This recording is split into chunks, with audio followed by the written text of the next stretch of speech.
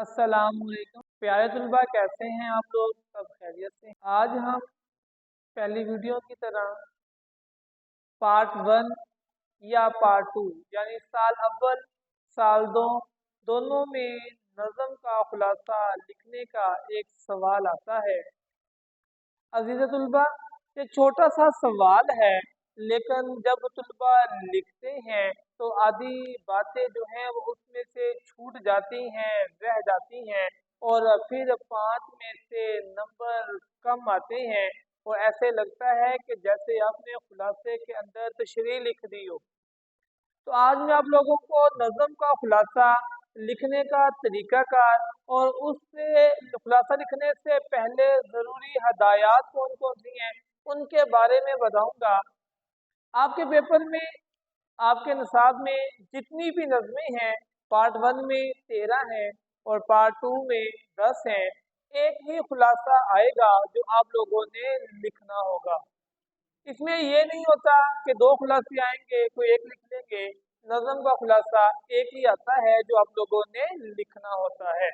चलिए देखते हैं कि खुलासा लिखने से पहले हमने किन किन बातों पर गौर करना है। नज़म का खुलासा लिखते हुए चंद ज़रूरी हदायत पर लाजमी गौर करें। सबसे पहले तरतीब, इख्तिसार, जामियत खुलासे की जान होते हैं। खुलासे की तवालत का इन्हिसार नज़म के मवाद और शेरों की तवालत पर होता है। नज़म का खुलासा 8 से 12 या 10 से 15 सतूर पर हो सकता है। खुलासे की तवालत, कोई नज़म जो है वो छोटी है जिसमें 5 से 7 अशार हैं तो उसका खुलासा छोटा लिखा जाएगा, और जो नज़में बड़ी हैं जैसे पार्ट 1 में तस्लीम और रज़ा, मैदान करबला में सुख का मंजर, ऐसी नज़में जिनमें अशार ज्यादा हैं, मिसरे ज्यादा हैं, उनकी तवालत बढ़ जाएगी दूसरे खुलासाजात की निस्बत। खुलासे में किसी किस्म का हवाला ना दें, यानी कोई भी कोटेशन ना लिखें, कोई भी शेर ना लिखें, कोई भी हवाला जात नहीं लिखेंगे हम। खुलासे में अपनी राय या इजहार का तबसरा ना करें। ये ना हो कि खुलासा लिखते हुए आप लोग अपनी राय देने बैठ जाएं या फिर आप लोग अपनी तरफ से खुलासा लिखने बैठ जाएं। जो कुछ नज़म के अशार में है वही बयान करेंगे, अपने पास से कोई भी इजाफा नहीं करेंगे। नज़म का खुलासा एक ही पैराग्राफ में लिखा जाएगा। नज़म का खुलासा पैराग्राफ वैसे हम कहते हैं कि 7 से 10 लाइन का हो, लेकिन नज़म का खुलासा अगर 12 सतूर या 15 सतूर तक भी चला जाएगा तो कोई हर्ज नहीं है। तो नज़म के खुलासे में चंद अल्फाज मार्कर से लिखेंगे, ऐसे अल्फाज मार्कर से लिखेंगे जो आप लोगों को अहम नजर आएंगे। अज़ीज़ तुलबा, मैंने आप लोगों के सामने खाका बना दिया है कि आप लोगों ने अपने पेपर के अंदर अपने दस्ते के नए पेज पर खुलासे को किस तरतीब से लिखना है।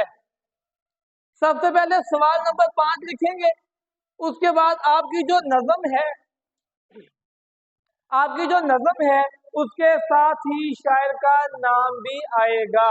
तो आप लोगों ने क्या करना है, नज़म और फिर नीचे शायर का नाम। अक्सर तुलबा लिखते हैं यहाँ पर नज़म का उन्वान और फिर नज़म, और यहाँ पे शायर का नाम फिर शायर। वैसे भी लिख देंगे तब भी ठीक है, क्योंकि इस जगह पर शायर के नाम का कोई नंबर नहीं है। तो आप लोग जिस अंदाज से भी लिखेंगे वो ठीक होगा।